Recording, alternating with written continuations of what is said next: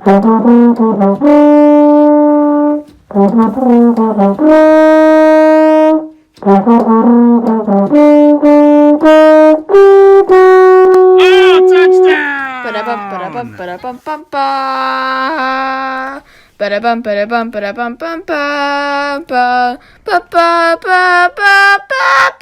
right, NFL playoffs time is here.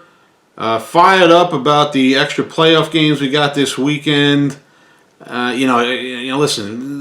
wildcard weekend when it kicks off is always exciting, but I never liked having to wait till late afternoon to finally get a game going, and now we get to get it start off at the regular time that I'm used to watching football. So we get a 12 o'clock Central start, 1 o'clock East, so on and so forth. So, and of course you're getting 3 games Saturday, 3 games Sunday. So everyone should be fired up about that. So it kicks off Sunday. The early game, Indianapolis is at Buffalo. And listen, Buffalo is on fire. Josh Allen is playing ridiculous. They're clicking on all cylinders, the Bills. And, the Colts, listen, the Colts will put up a fight here. But, Buffalo should win the game. The only thing you're worried about with Buffalo is that they are, a convincing favorite to win the game. And, again, it's only second playoff game, but, Josh Allen, has not won a playoff game yet. I mean, again, you shouldn't have expected him to necessarily. He's only played one. But, you just worry about sometimes that playoff bug coming up and biting a team that looks as good as the Bills do right now. Again, with a group that hasn't won a playoff game yet. And again, last year again in Houston they got off to a good start, and then the Texans came back. They lost in overtime. It's going to be important for them to obviously. It's always important for the team to get off to a good start and then maintain a lead. I mean that's every game in the history of sports. But again, for the Bills, getting a win here, and look out, once they get that playoff win, once they get that taste, then sometimes the thing accelerates. So the Bills are going to be dangerous this year. They just got to make sure they don't get tripped up right out of the gate. But I'll take the Bills. The middle game, late afternoon, if you will. The Rams are at Seattle. These two teams split during the regular season. They were kind of low-scoring affairs. Probably getting the same thing again here. I just think the Rams have been too inconsistent. Goff is coming off an injury. Offensively, 1 week they show up, and then the next week they don't. And Seattle's kind of Jekyll and Hyde too. I mean, their offense has kind of sputtered in a couple of games, second half of the year. But you can't tell me that this Rams team is going to somehow find a way to beat Russell Wilson in the playoffs. I mean, Russell Wilson's the only reason Seattle's competitive. I mean, let's be honest. I mean, I know DK Metcalf's ridiculous. They got a couple running backs, but without Russell Wilson, Seattle is a middling team at best. And I'm not going against Russell Wilson in this spot. I just don't think the Rams have enough consistency on offense. Seattle will find a way to get the points they need, and they'll win the game and head to New Orleans next week. And then the Saturday night game, you got Tampa at Washington. Again, this is kind of a mismatch, just from a personnel standpoint. Tampa's got all the big names. Washington, a feel-good story in the sense that, Ron Rivera, what he's had to go through, Alex Smith coming back, they surviving the disgustingness that is the NFC East. And listen, why, I tell you what, Brady's lucky he's not playing the Giants this week. Because that was going to be like the one kind of thing that might spook him. Having to play the Giants, who he's 0-2 against in the playoffs. And again, he's 0-3 against the NFC East all time. You count the Philly Super Bowl loss. So, I mean, Brady will have to come out with something to prove. But listen, Washington's D-line is going to have an opportunity to get in his face. And we know that historically, the way you beat Brady is to put a lot of pressure on him. That's what the Giants did twice in the Super Bowl. You go back and look at some of the other playoff losses he's had. And so Washington's got the D-line to do it. Now the question is can they do enough on offense, to put up enough points? I don't know that they can.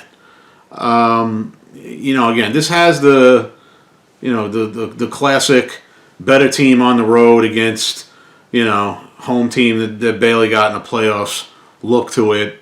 And I think Tampa wins the game. But don't be surprised if Washington makes this interesting. And again, for what it's worth, division winners that finish under 500 are 2-0 in the first round of the playoffs. But I think that ends this week, and Tampa will win. All right, we go to Sunday, the early game. You got Baltimore at Tennessee.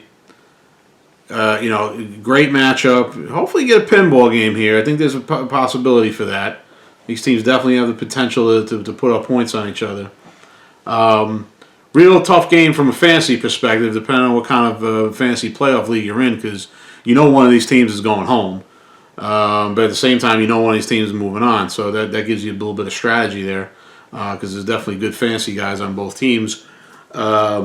Just historical wise, this will, every game, every playoff game that these two franchises have played, the road team has won every single one. Of course, Tennessee won at Baltimore last year in the divisional round.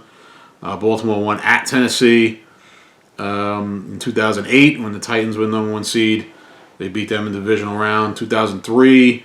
Tennessee went to Baltimore, beat Ravens in the wild card game that year. And then, of course, 2000, the Ray Lewis championship team went in to Tennessee. And, again, Tennessee was the number one seed that year, beat them, and then went on to the Super Bowl. So, it's just worked out that the road team has won every game in this rivalry. And really, if you want to go even further back to the old Cleveland Browns, when they hosted the Houston Oilers, in 1988 AFC wildcard game, Houston won that game, and they were the road team. So, just a few history people out there. But I think Tennessee's going to win a game. I just think that, Tannehill and Henry are, they're dangerous. Henry can destroy anybody he comes up against. And he's so, he's such an issue for defenses that, friggin' Tannehill is rushing for touchdowns. We had a 50-yard touchdown run against Green Bay a couple weeks ago. I know they lost a game, but, the teams are so concerned about trying to stop Derrick Henry that Ryan Tannehill is looking like Michael Vick. It's just crazy. And, of course, Tannehill can beat you with his arm, too. They've got, A.J. Brown and other receivers that can move the ball. So, Tennessee's a tough out. But, Baltimore could certainly win this game. But I just think Tennessee's got a little bit more firepower here. They're playing better, and I like them to move on.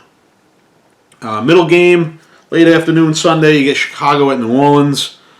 This is probably the game that the home team is the most favored, I would say. Maybe Buffalo is, but, is Mitch Trubisky going to go into New Orleans and beat a Sean Payton team? I can't see it happening. Now, the only thing, if you're a Bears fan that maybe you look for is that just the horrible way that New Orleans has exited out of the playoffs the last 3 years. The Minneapolis Miracle, the dubious no pass interference call against the Rams 2 years ago, and then, getting upset in overtime by the Vikings last year. So, and even on that play, maybe Kyle Rudolph pushed off. So it's like, the Saints are coming off three straight horrible playoff defeats that few teams can match in that time span. So, I'm just talking about like the way they lost. So, obviously teams have lost 3 years in a row, but I'm just saying like the way New Orleans has lost has been devastating. So they got to get bounced back. So they got to hope that. And listen, you got to make sure Kamara's out there because he's supposed to come off the COVID list, but you never know with these things. And that goes for all these games. One of these guys could wake up Saturday, Sunday, and it's like contract tracing. Now 6 people got sick. And the NFL's not going to postpone these games. Certainly not now because they didn't do it in the regular season for competitive reasons. So, that's going to loom over all these games. But all things being equal, New Orleans going to win the game. I mean, it's just come on. I mean, Michael Thomas is back. But who knows what you're getting out of him? He's been banged up all year, but that's still something to I take New Orleans. And then Sunday night, wrap up the weekend. Cleveland at Pittsburgh, and it's funny. Like Cleveland, they're back in the playoffs for the first time since '02, and it's like if you're a Cleveland fan, like Pittsburgh has been a thorn in your side for your whole life. I know they beat them this year. They might have beat them last year, or they tied them last year or the year before. The last 2-3 years they've been competitive against Pittsburgh, whereas the previous 15 years they did nothing. But what I'm trying to say is you're a Cleveland Browns fan. Pittsburgh has tortured you your whole life, and it's like you finally get back in the playoffs in 18 years, and who do you got to play? You got to play the Steelers. It's like you can't get away from them. And not only that, the last time you were in the playoffs, 2002, you got knocked out by the Steelers. And before that, your last playoff appearance in 1994, you got knocked out by the Steelers. So it's like, when does it end? Cleveland's got some demons here, I mean, from a historical standpoint. And again, but here's the thing. About the game. Listen, Pittsburgh, I know they came back against the Colts 2 weeks ago, but I think they have shown all the symptoms of team that blew through the first 3 months of the season, then just lost it in December and just sputtered to the end. And I think Cleveland's going to win the game. I think Cleveland's going to exercise a lot of demons here. They're going to get a win. Because I just think Pittsburgh, I think they almost want to be done with the season. It's been a tough year for them, obviously. Again, a lot of it through no fault of their own, schedule-wise. But they're not playing well. Cleveland's defense, can get to Roethlisberger. And, their receivers have been dropping the ball. Their running game is suddenly non-existent. They're not playing traditional Steelers football. Now again, defense could intercept Mayfield 3 times, and then that turns the game around. But if Cleveland does not make mistakes, and they can run the ball, which they have the ability to do, I think they come out of here with a win. I'm gonna take Cleveland to win because it's about time. I mean, enough's enough. I mean, come on, it's time. So there you go, a wild card weekend.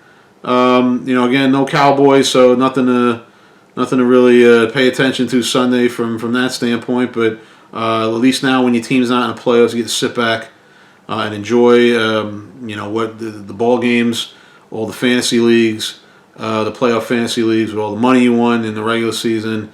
So it'll be fun. It'll be a fun week. So there you go, NFL Wild Card Weekend.